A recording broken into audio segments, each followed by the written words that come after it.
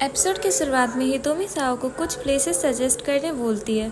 वो इस time period के सिटी को और भी ज़्यादा कैप्चर करना चाहती थी। साओ उसकी बात को समझता है और उससे पूछता भी है, क्या तुम्हारे माइंड में ऐसा कुछ है जो तुम कैप्चर करना चाहती हो।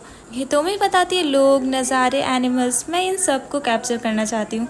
साओ कहता है, सच में ये सारे? और वो हितोमी को इंसिस्ट करता है, हितोमी क्या मैं भी तुम्हारे साथ चल सकता हूँ? ऐसी कुछ जगह है जहाँ मैं तुम्हें ले जाना चाहता हूँ। हितोमी इसके लिए मान जाती है। तभी वहाँ साओ नोटिस करता है हितोमी और यूतो के पिक्चर को, पर वो कुछ कहता नहीं। यहाँ असागी पेंगुइन की पिक्चर सिलेक्ट कर रही होती है। कुरुमी पूछती है, ये तुम्हारे लास्ट फोटोशूट की पिक्चर है? असागी बताती है, हाँ, पर मैं ये डिसाइड नहीं कर पा रही हूँ कौन सा पेंगुइन सही रहेगा। उसके पीछे से चिगुसा बोलता है, कैसे, सारे तो एक जैसे ही है। असागी कहती है, ऐसा बिल्कुल भी नहीं है और तुम्हें ये समझ नहीं आएगा। इसके बाद कुरुमी और चिगुसा लड़ने लगते हैं। कोई कहता है तुम्हारी नज़र ठीक नहीं है और कोई कहता है तुम्हारी कौन सी बड़ी ठीक है। ये लड़ ही रहे थे कि असागी हितोमी और साओ की पिक्चर देखती है और साओ उसमें बस हितोमी को ही देखे जा रहा था। ये जानकर असागी थोड़ी सैड हो जाती है क्योंकि उसे साओ पसंद है और साओ को हितोमी। नेक्स्ट सीन में हम साओ और यूतो को देखते हैं जो एक जगह बैठकर बातें कर रहे होते हैं। यूतो बोलता है, तुम तो ये कैमरा प्रिपरेशन स्कूल में भी ले आते हो। साओ बताता है, हमारे क्लासमेट दिन ब दिन और भी बेहतर होते जा रहे हैं। उनके प्रेसिडेंट होने के खातिर मैं खुद को पीछे नहीं छोड़ सकता। यूतो कहता है, देर से ही सही, पर अब हितोमी अच्छी पिक्चर्स लेने लगी है और वो अब पहले से ज़्यादा स्माइल करती है।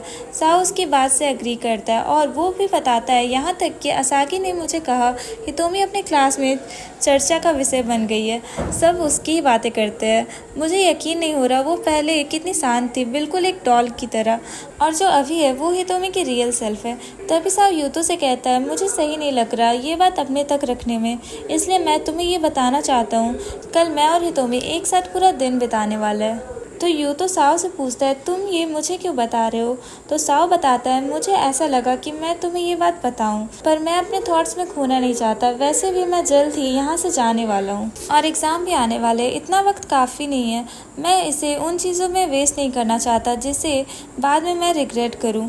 यूतो उसकी बात से सहमत था और वो उसे गुड लक विश करता है। सीन शिफ्ट होता है कुहाको और हितोमी पे। कुहाको पूछती है, फोटोशूट, वो भी साओ के साथ? हितोमी कहती है, हाँ, वो मुझे कुछ अच्छी प्लेसेस दिखाने वाला है और इसके साथ साथ उनके ब्यूटी को कैप्चर करना भी सिखाएगा, एक स्पेशल ट्रेनिंग की तरह। कुहाको कहती है, सिर्फ तुम और वो ही जाओगे?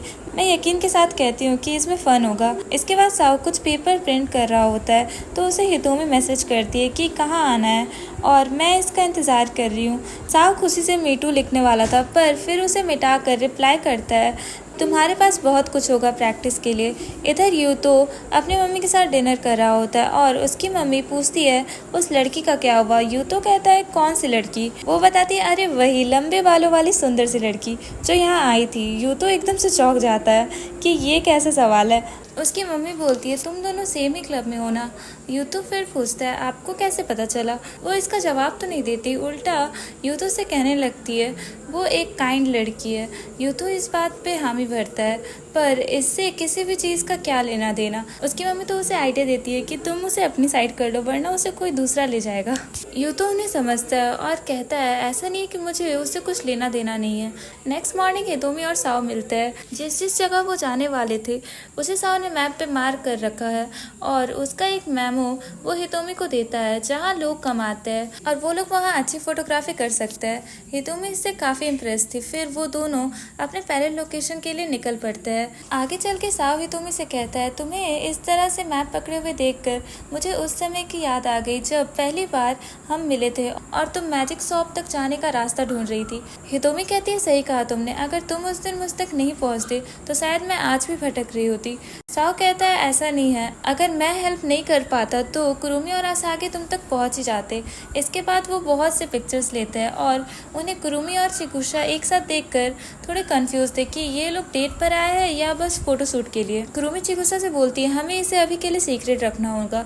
चिगुसा कहता है, ओ असागी सेनपाई के लिए? कुरुमी पूछती है, तुमने नोटिस कर लिया? चिगुसा कहता है, इसे अनदेखा नहीं किया जा सकता और मुझे पूरा भरोसा है जिसने इस बात को नोटिस नहीं किया होगा वो ये साओ है।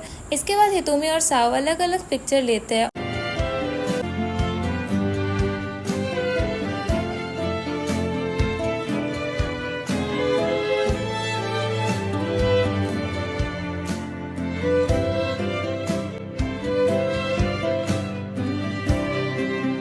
और शाम ढलते ये लोग सिटी के टॉप पे आ जाते हैं और साव बताता है ये प्लेस एक हिडन जेम की तरह है और इस वक्त तुम यहाँ से बेस्ट फोटोज ले सकती हो। और हितोमी ऐसा ही करती है और वो ये भी बताती है जैसा मैंने चाहा था वैसी फोटोज मुझे मिल गई है। और वो साव को कल सुबह तक इंतजार करने बोलती है, तब वो उसे वो सारे पिक्चर्स दिखाएगी।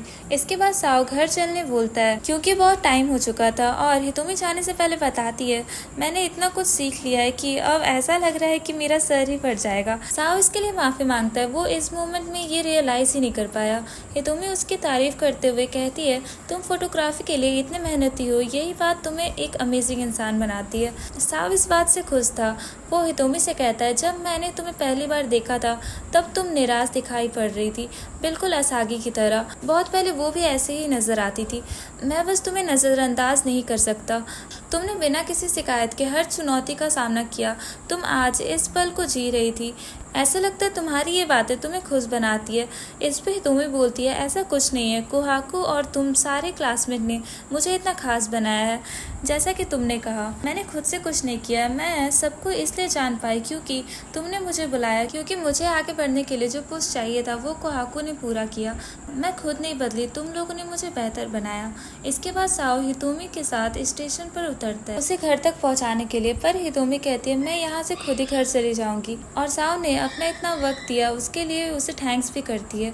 साओ को भी इस डे आउट पे बहुत कुछ सीखने को मिला। इसके बाद हितोमी साओ को बाय बोलकर जा ही रही थी कि साओ उसे रोककर बताता है मेरे पास कुछ और भी ऐसा है जो मैं तुम्हें बताना चाहता हूँ। और वो ट्रेन के गुजरते ही अपने दिल की बात उसे कह ही देता है कि वो उसे पसंद करता है। इसके बाद वो कहता है मैं जो आगे कहने वाला हूँ वो मेरे लिए मैटर करता है। फिर साव रिक्वेस्ट करता है प्लीज़ मेरे साथ ऐसे ही बाहर चला करो। हितोमी बस शांति से वहाँ खड़ी थी, उसे कुछ समझ ही नहीं आ रहा था कि अभी हुआ क्या है। वो साव को सॉरी बोलकर वहाँ से भाग जाती है और साव उसे बस जाता हुआ देखता ही रह जाता है और हितोमी दौड़ते हुए गिर जाती है और वो खुद से ही पूछती है जैसे कि मेरे पास कोई क्लू हो कि इस वक्त क्या करना चाहिए। तुमने मुझे ये अचानक से ही कहा।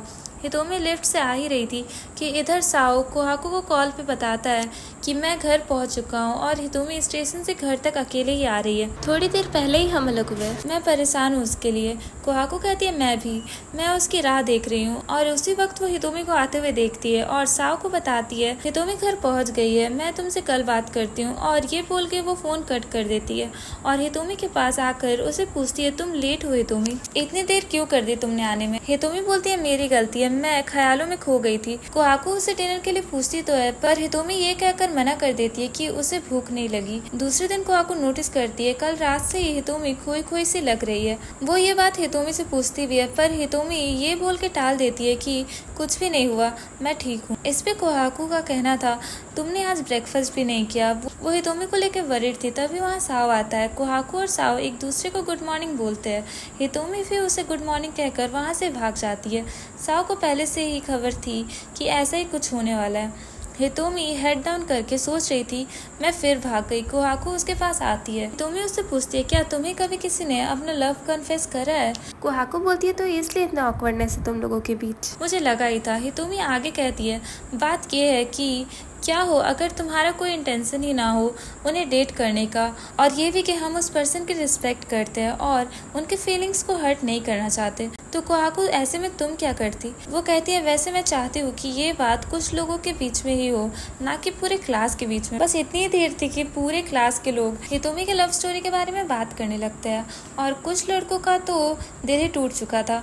असागी भी उसी वक्त क्लास में आती है। इधर काम के वक्त चिगुसा यूतो को बताता है हितोमी और कोहाकू आज नहीं आ रहे, तो आज की क्लब एक्टिविटीज डिसमिस हो चुकी है। मैं सोच रहा हूँ ऐसा क्या होगा, तुम इस बात से क्यूरियस नहीं हो यूतो। यूतो कहता है काम के टाइम चिटचट मत करो। घर जाते वक्त कोहाकू हितोमी को समझाती है क्लब स्किप करने से तुम कोई जवाब नहीं ढूंढ पाओगी। हितोमी ये बात जानती है। कोहाकू कहती है किसी ने मुझे कन्फेस नहीं किया है इसलिए मुझे नहीं पता, पर रिजेक्ट होना आपको नेचुरली हर्ट करता ही है, और अगर ऐसा है भी तो एक प्रॉपर जवाब देना जरूरी है। हितोमी पूछती है एक प्रॉपर आंसर क्या होता है। कोहाकू बोलती है ये हो सकता है जिस तरह तुम उनके बारे में महसूस करती हो और क्यों तुम उन्हें सेम फीलिंग नहीं दे सकती।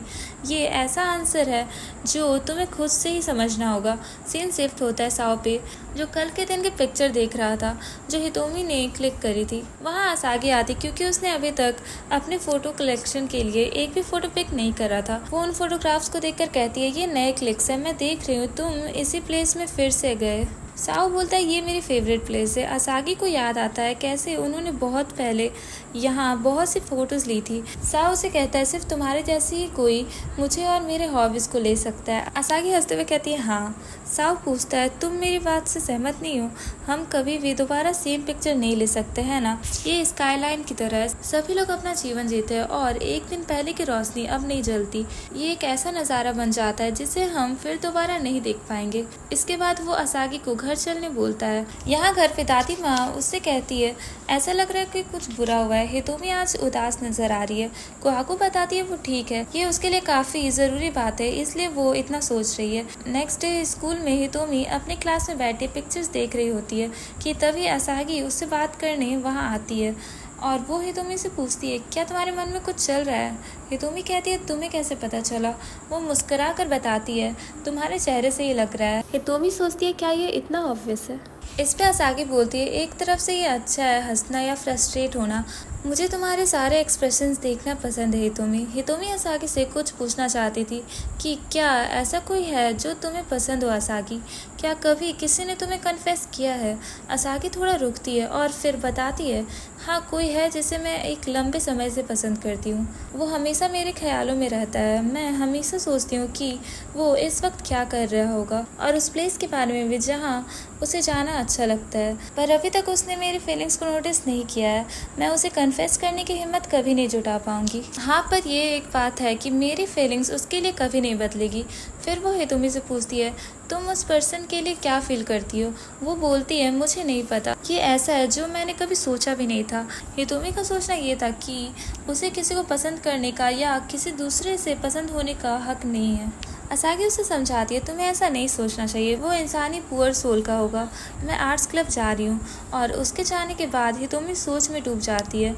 उसे आखिर में साओ को फेस करना ही होगा, इसलिए दूसरे दिन वो सीधा साओ से ही मिलती है और उसे दिल से सॉरी बोलती है उससे दूर भागने के लिए। और वो बताती है, ये बिल्कुल ही अलग था, तुम अपने रास्ते से बाहर आए, मुझे अपने दिल की बात कही। साओ कहता है, तुमने सही कहा। मुझे लगता है शायद इसका कोई जवाब मुझे अभी तक नहीं मिला। मैं जानता था तुमने मुझे वहीं रिजेक्ट कर दिया होगा। हितोमी उससे माफी मांगते हुए कहती है, मैं नहीं चाहती कि मैं तुम्हें हार्श लगूं, पर मैं खुश थी जब तुमने कहा कि तुम मुझे पसंद करते हो। मैंने कभी ये महसूस ही नहीं किया कि किसी को मेरी ज़रूरत भी हो सकती है, इसलिए मैंने इस बारे में बहुत सोचा, पर मैं अभी भी श्योर नहीं हूँ कि इन्हें मैं किस तरह बोलूँ। और हितोमी ये भी कहती है कि मेरे लिए अनफेयर है। मैंने कहा कि मैं तुम्हें हर्ट नहीं करना चाहती, फिर भी मुझे कोई अंदाज़ा नहीं है कि तुम कैसा फील करोगे। मैं खुद के बारे में सोचकर परेशान हो रही थी कि मैं उन चीज़ों के सामने से अपनी नज़र झुका लेती हूँ जो कि सबसे ज़रूरी होती है। हितोमी आगे कुछ कहने की कोशिश करती है पर वो कह नहीं पाती। साव ये बात समझ जाता है और वो कहता है, इट्स ओके, मैं इसके लिए पहले से ही तैयार हूँ। इसके बाद हितोमी बताती है, मैं पक्का नहीं कह सकती हूँ जो अभी मैं महसूस कर रही हूँ वो जेन्युइन है भी या नहीं, पर मुझे किसी दूसरे पर्सन पे इंटरेस्ट है। साव उसकी बातों को अच्छे से समझता है और वो हितोमी का शुक्रगुजार था कि उसने उसे अच्छे से अपने मन की बात बताई और इससे वो मूव ऑन कर पाएगा।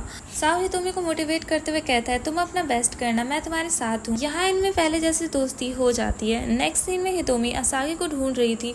वो कोहाको से पूछती है तो वो बताती है वो तो अभी तुरंत ही निकली है, आज वो क्लब एक्टिविटीज स्किप करने वाली है। दूसरी तरफ साव से मिलने यू तो आता है। वो पूछता है, यहाँ नीचे क्यों लेटे हुए हो? वो कहता है, मैं रिजेक्ट हो गया। यू तो वहीं बैठ जाता है और कहता है, साव तुम अमेजिंग हो। तभी तुरंत साव बोलता है, अब जब तुम कुछ कहना ही चाहते हो तो मेरे मुंह पे कहो। यू तो कहता है, सच में तुम अमेजिंग हो एंड आई मीन इट। वहाँ नीचे विंड इंस्ट्रूमेंट क्लब प्रैक्टिस कर रहे थे। उन्हें देखकर यू तो उनकी तारीफ में कहता है, विंड इंस्ट्रूमेंट क्लब अपने पूरे दिल से इंस्ट्रूमेंट प्ले कर रहा है। यूतो की ये बात सुनकर साव अचानक से उठ जाता है और एक लंबी सांस लेते हुए वो अपनी फ्रस्ट्रेशन म्यूजिक के धुन के साथ साथ चिल्लाकर निकालता है ताकि उसका मन हल्का हो सके। पर दूसरी बार जब वो चिल्लाता है तब म्यूजिक ऑफ हो जाता है और उसे तो मानो पूरा स्कूल ही सुन लेता है और सब बस उसे देखते ही रह जाते हैं। ये अच्छी बात है कि उसने इस रिजेक्शन को एक्सेप्ट किया और अपने दिल को इस तरह से हल्का किया, वरना वो कभी आगे नहीं बढ़ पाता। इसलिए हमें रिजेक्शन का सामना करना आना चाहिए। इसके बाद साओ बेहतर फील करता है। इधर हितोमी असागी को ढूंढते हुए उसके पीछे पीछे एक शॉप पर आती है, जहाँ असागी हितोमी को अपने दिल की बात बताती है कि आखिर वो क्या फील कर रही है साओ के बारे में। वो बताती है मुझे वो पसंद है, मुझे साओ पसंद है, और ये बोलकर वो वहाँ से भाग जाती है और एक पार्क में आके वो रोते हुए कहती है मुझे माफ़ कर दो। और यहाँ ये एपिसोड खत्म हो जाता है। अगर आपको ये वीडियो अच्छा लगा है तो लाइक कर देना और सब्सक्राइब भी। Thanks for watching, bye.